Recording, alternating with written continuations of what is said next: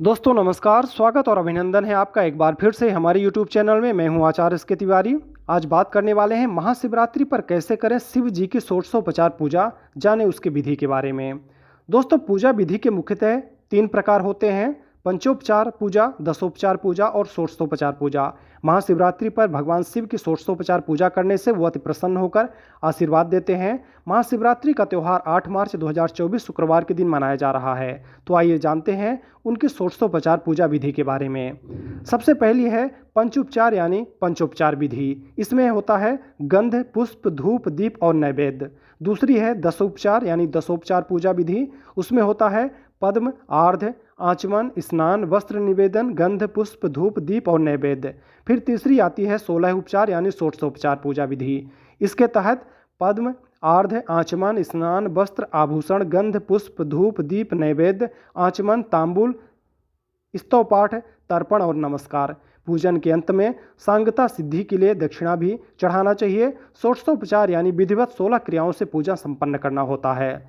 षोडशोपचार पूजन में ध्यान, प्रार्थना, आसन, पद्म, आर्घ्य, आचमन, स्नान, वस्त्र, यज्ञोपवीत, गंधक्षत, पुष्प, धूप, दीप, नैवेद्य, तांबूल, दक्षिणा, जल आरती, मंत्र, पुष्पांजलि, प्रदक्षिणा, नमस्कार एवं स्तुति।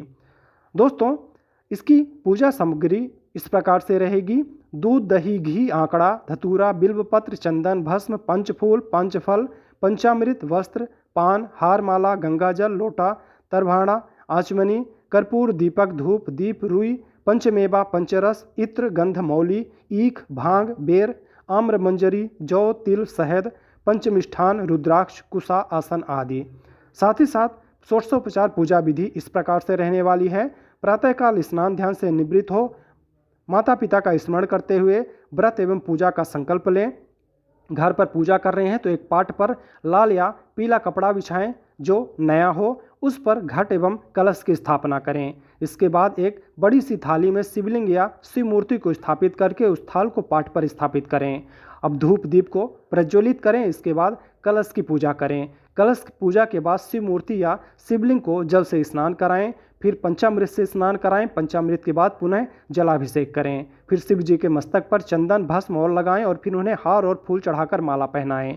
पूजन में अनामिका उंगली, छोटी उंगली की पास वाली यानी रिंग फिंगर से इत्र, गंध, चंदन आदि लगाना चाहिए। इसके बाद 16 प्रकार की संपूर्ण सामग्री एक एक करके अर्पित करना चाहिए। पूजा करने के बाद प्रसाद या नैवेद्य भोग चढ़ाएं और प्रसाद अर्पित करें। ध्यान रखें कि नमक, मिर्च और तेल का प्रयोग नैवेद्य में नहीं किया जाता है। नैवेद्य अर्पित करने के बाद अंत में शिव जी की आरती करें। आरती के बाद सभी को प्रसाद वितरण जरूर करें। साथ ही साथ दोस्तों कुछ ऐसे भी उपाय महाशिवरात्रि के दिन किए जाते हैं जो आपके धन समृद्धि से संबंधित माने जाते हैं। इन उपायों को करने से आपके जीवन में धन का आगमन साल भर जरूर बना रहता है। तो आइए कुछ उपायों के बारे में भी जान लेते हैं। पहले उपाय के अनुसार महाशिवरात्रि पर शिवलिंग पर बिल्वपत्र, समी के पत्ते और धतूरे के पत्ते अर्पित किया जाते हैं। इस दिन 21 बिल्व पत्रों पर चंदन से ओम नमः शिवाय लिखकर शिवलिंग पर चढ़ाना चाहिए। इससे इच्छाएं पूरी हो सकती हैं। जो भी आपके मन में इच्छा है, जो आप चाह रखते हैं, अगर आप ऐसा महाशिवरात्रि के दिन भगवान शिव के साथ करते हैं तो आपकी उन इच्छाओं की पूर्ति बहुत ही शीघ्र हो जाती है। समी वृक्ष के पत्तों तथा चमेली के फूल से शिव जी का पूजन करने पर अपार धन संपदा का आशीर्वाद प्राप्त होता है। दूसरे उपाय के अनुसार दीपक, महाशिवरात्रि पर सायंकाल के समय शिव मंदिर में दिया जलाने से धन संबंधी समस्याएं दूर होकर अपार धन संपत्ति तथा ऐश्वर्य की प्राप्ति होती है। तीसरा है अन्नदान। शिवरात्रि के दिन गरीबों, असहायों व्यक्तियों को भोजन कराएं। इससे घर में कभी भी अन्न एवं धन की कमी नहीं होगी और पितरों की आत्मा को भी इससे शांति मिलती है। चौथा है आटे की शिवलिंग।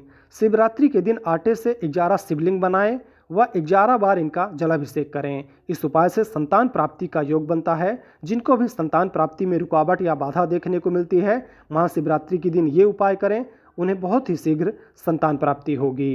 पांचवा और आखिरी है बैल। शिवरात्रि पर नंदी यानी बैल को हरा चारा खिलाएं। इससे जीवन में सुख समृद्धि आएगी और आपके जीवन में जो भी परेशानियां, संकट चल रहे हैं, उन परेशानियों का अंत होता है। तो दोस्तों ये जानकारी थी षोडशोपचार पूजा विधि के बारे में और कुछ लक्ष्मी प्रदायक उपायों के बारे में। जानकारी आपको कैसी लगी आप हमें कमेंट ज़रूर करें। वीडियो अच्छी लगी हो तो लाइक करें। चैनल में अगर आप नए हैं तो चैनल को सब्सक्राइब करें। हर हर महादेव।